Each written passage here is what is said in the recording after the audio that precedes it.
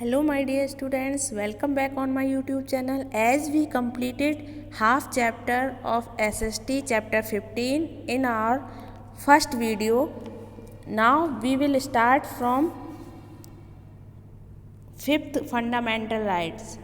4 हमने कंप्लीट कर लिए थे अपनी फर्स्ट वीडियो में और अब हम फिफ्थ वाला डिस्कस करेंगे इस वीडियो में। तो जो हाफ चैप्टर है उसे देखने के लिए मेरे चैनल पर इसका पार्ट 1 देखें आप, और ये आपका पार्ट 2 है इसी चैप्टर से रिलेटेड। तो आइए स्टार्ट करते हैं। Right to freedom.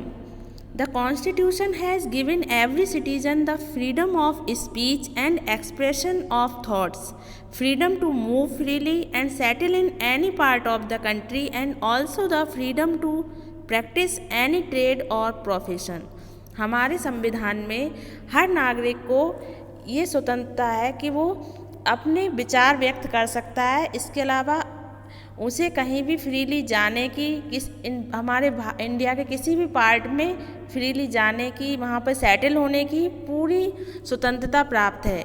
इसके अलावा वो किसी भी प्रोफेशन को अपने अकॉर्डिंग चुन सकता है, उसे फोर्स नहीं किया जा सकता किसी भी चीज़ के लिए। However, there is one restriction: our freedom should not affect someone else's freedom। लेकिन इसमें एक रेस्ट्रिक्शन है, मतलब वो आपकी स्वतंत्रता किसी और की स्वतंत्रता को अफेक्ट नहीं करनी चाहिए, मतलब किसी और की स्वतंत्रता को ठेस नहीं पहुंचनी चाहिए आपकी फ्रीडम से। Next one is right to freedom of religion. All citizens of the country can follow any religion of their choice. मतलब अपने धर्म को चूज़ करने की पूरी स्वतंत्रता है, अपने धर्म की स्वतंत्रता है हमें अपने संविधान में। धार्मिक स्वतंत्रता भी दी गई है, उससे रिलेटेड है ये। तो सभी सिटीजन्स को अपना धर्म चूज़ करने की स्वतंत्रता है। No citizen can be force to follow some religion against their choice. किसी और अपनी चॉइस के अलावा वो किसी धर्म को चूज़ करने के लिए बाध्य नहीं किया जाना चाहिए, है ना। Right to constitutional remedies. संवैधानिक उपाय कुछ दिए गए हैं, उससे रिलेटेड भी हमें अधिकार प्राप्त है, जैसे कि every individual has been given the right to approach the court for justice to fight for his rights. हर नागरिक को ये अधिकार प्राप्त है कि वो अपने जस्टिस के लिए, अपने न्याय प्राप्त करने के लिए कोर्ट जा सकता है, कोर्ट में न्याय प्राप्त कर सकता है। अगर उसके साथ कुछ गलत हुआ है तो वो अपनी आवाज़ उठा सकता है और कोर्ट में जा सकता है। अब आते हैं आपके ये तो बात हो गई आपके फंडामेंटल राइट्स की। अब आपके हैं fundamental duties. A nation that gives us so many rights to the citizens also expects them to perform some duties as good citizen।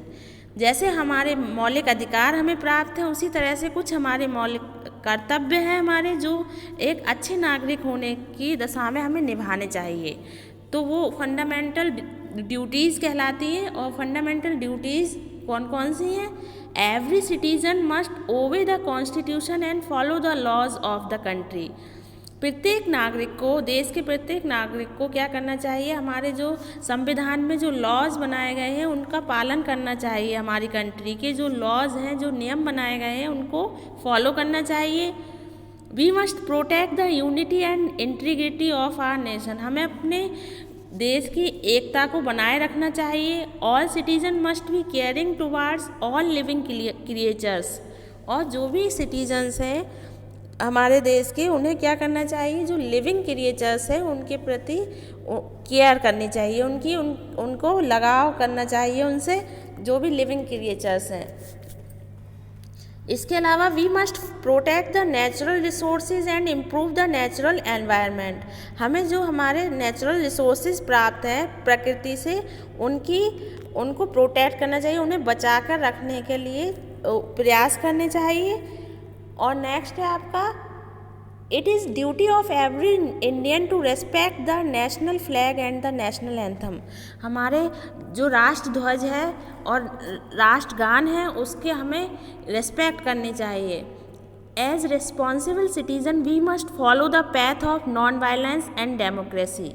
हमें जनतंत्र और अहिंसा का रास्ता अपनाना चाहिए हमेशा। एक रिस्पॉन्सिबल सिटीजन वही होता है जो अहिंसा पर बल दे, मतलब किसी के साथ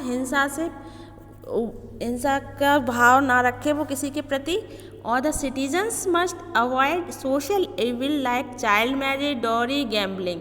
और हर नागरिक को क्या चाहिए, जो सामाजिक बुराइयां हैं हमारे समाज में उन बुराइयों से बचना चाहिए, जैसे कि चाइल्ड मैरिज, बाल विवाह, दहेज प्रथा और गैम्बलिंग वगैरह, है ना। गैम्बलिंग कहते हैं जुआ वगैरह की जो आदत होती है लोगों में। We must value and preserve the rich culture heritage of our country.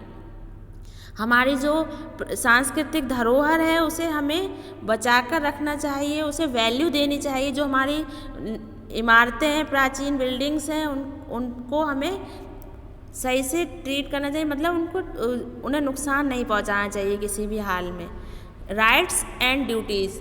Rights and duties are interconnected. Rights और ड्यूटीज़, अधिकार और कर्तव्य एक दूसरे से जुड़े हुए हैं। If we have rights then we have duties too. अगर हमें कुछ अधिकार प्राप्त हैं तो कुछ उनके प्रति हमारे कर्तव्य भी होते हैं। For example, if we have to right to education then we must study well and go to school regularly.